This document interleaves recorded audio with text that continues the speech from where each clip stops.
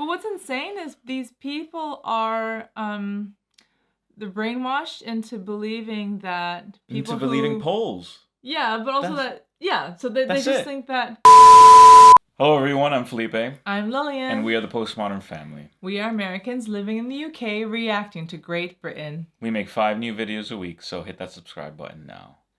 In this episode, we're going to react to a clip from Yes, Prime Minister, in which they debate the merits and demerits of national service.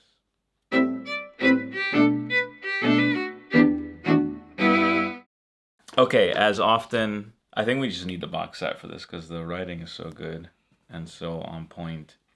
On point. On point. So let's give this a go. 1, 2, 3, go. But that silly grand design? Bernard, that was precisely what you had to avoid. How did this come about? I shall need a very good explanation. Well, he's very keen on it. What's that got to do with it? Things don't happen just because prime ministers are very keen on them. Neville Chamberlain was very keen on peace. Yes, he thinks it's a vote winner. Ah, that's more serious. Sit down. What makes him think that? Well, the party have had an opinion poll done. It seems all the voters are in favour of bringing back national service. We'll have another opinion poll done showing the voters are against bringing back national service. Well, they can't be for it and against. Of course they can, Bernard. Have you ever been surveyed? Yes. Well, not me, actually. My house. Oh, I see what you mean. Well, Bernard, you know what happens. A nice young lady comes up to you. Obviously, you want to create a good impression. You don't want to look a fool, do you? No. No, so she starts asking you some questions. Mr. Woolley, are you worried about the number of young people without jobs? Yes. Are you worried about the rise in crime among teenagers? Yes. Do you think there's a lack of discipline in our comprehensive schools? Yes. Do you think young people welcome some authority and leadership in their lives? Yes. Do you think they respond to a challenge? Yes. Would you be in favour of reintroducing national service? Yes. Oh, well, I suppose I might. Yes or no? Yes. Of course you would, Bernard. After all you've told, you can't say no to that. So, they don't mention the first 5 questions, they publish the last one. Is that really what they do? Well, not the reputable ones, no, but there aren't many of those. So, alternatively, the young lady can get the opposite result. How? Mr. Woolley. How? Are you worried about the danger of war? Yes. Are you worried about the growth of armaments? Yes. Do you think there's a danger in giving young people guns and teaching them how to kill? Yes. Do you think it's wrong to force people to take up arms against their will? Yes. Would you oppose the reintroduction of national service? Yes. There you are, you see, Bernard. The perfect balanced sample. So, we just commissioned our own survey for the Ministry of Defence. See to it, Bernard. Yes, but what about the broadcast? When's he expecting to do it? I don't know, sometime next month, I suppose. Well, perhaps you'll tell him it'll be in 11 days' time. 11 days? That's a bit soon. Suppose he refuses. Well, then you can tell him that we've just learned from the Joint Broadcasting Committee that the opposition will be holding a party political in 18 days' time, and he's entitled to get his ministerial in first. Of course, if he wishes the first political broadcast of his premiership to be given by the opposition, that's fine. Is that true? It will be. If you don't mention it till tomorrow. But he could still announce his new policy. No, I don't think so, Bernard. He'll have only one meeting with his cabinet colleagues in the Overseas Policy and Defence Committee to clear it. I understand all his cabinet colleagues are in favour of it. Yes, but only personally, Bernard, only politically. But are they in favour officially, as responsible departmental ministers? Oh, I see. I suppose that will depend on the advice they get, will it?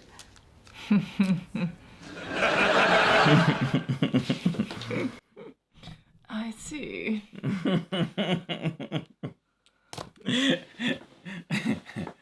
What do you think? Well, I'm a little confused as to what's going on, but yes, I think it's very clever that you can expose the tactics of the government. Of the way they manipulate things. Yeah.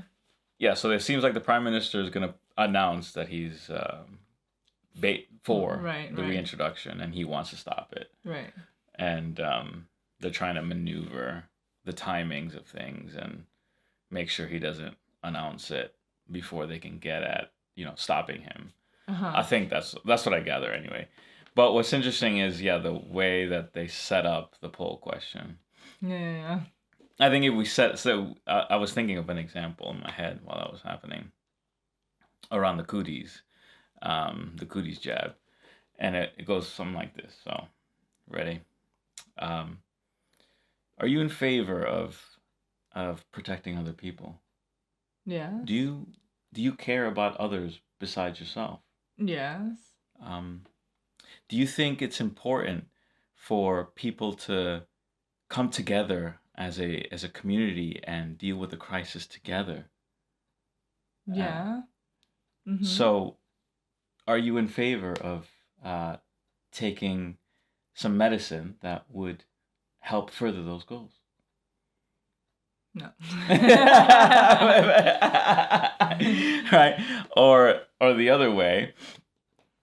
You're very hardened against it, so you saw it against it. So the other way would be something. Why don't you do the other way? I don't know. Oh, yeah, okay, I'll do the other way. Okay. Do you think freedoms come as a gift from government, or that they're inalienable aspects of being a human that can't be gifted or taken away? The latter. Yeah. Uh-huh. Do you think a illness that has a mortality rate of 1% requires dramatic intervention? No.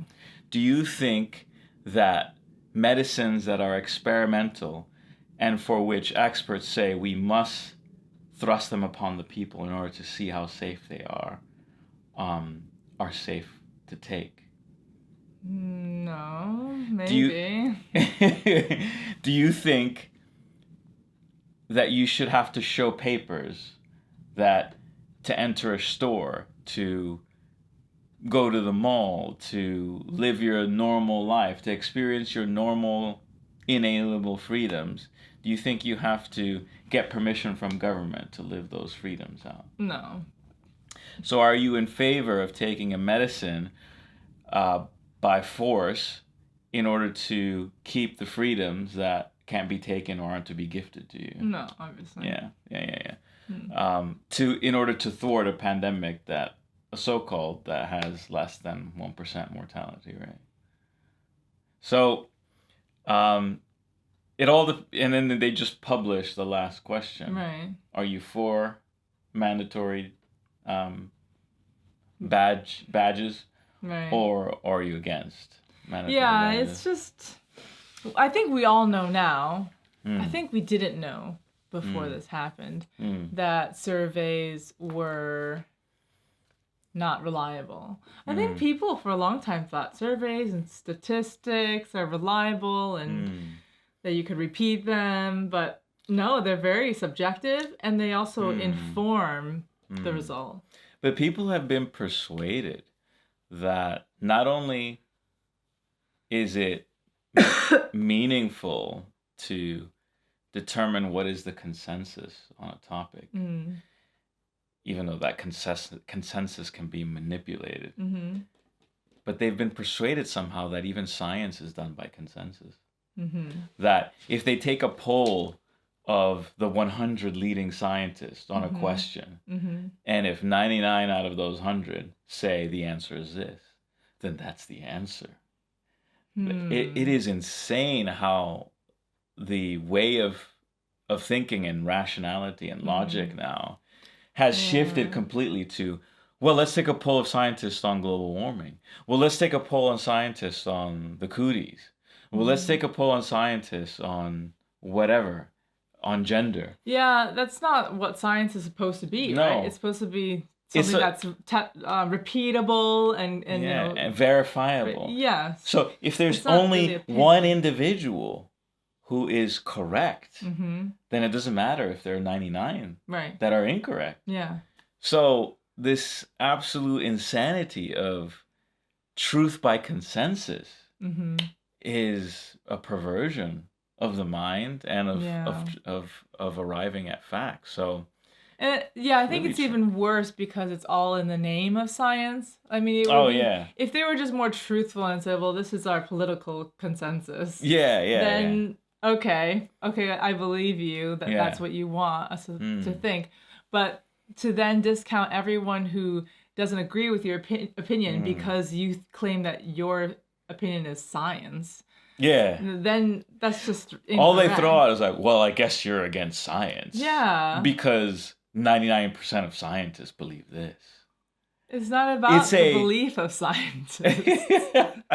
Or have concluded. 99% of scientists have concluded that.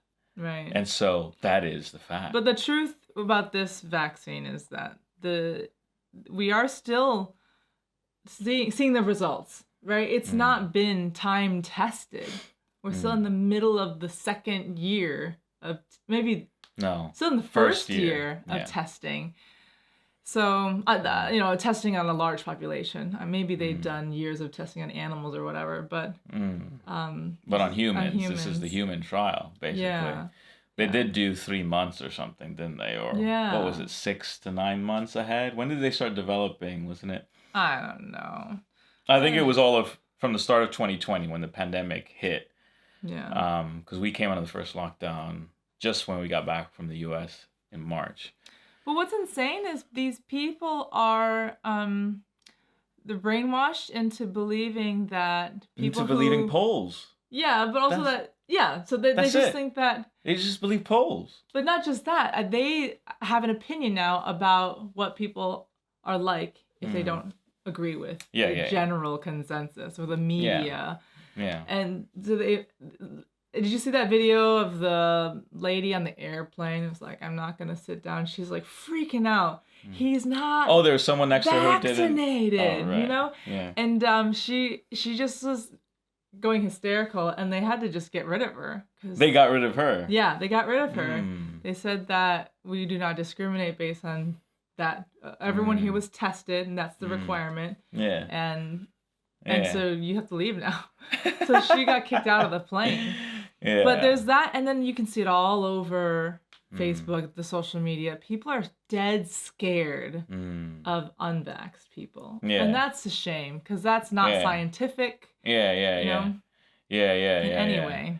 I was reading the NHS policy the other day, in which if you don't have the jab, and you come into contact with someone who's tested positive, okay, you then test yourself with PCR, and even if it comes out negative, the guidance is to isolate for 10 days. Yeah. Do you see, how is that scientific? It's not scientific. Yeah. So let's say there's a chance. Who is jabbed, let's say there's a chance it's a false positive. Or a false negative. Let's say there's a chance it's a false negative. So this person who's not jabbed actually has it. Okay. So they could spread it. Right. Is that any different than the vaccinated person who's tested negative?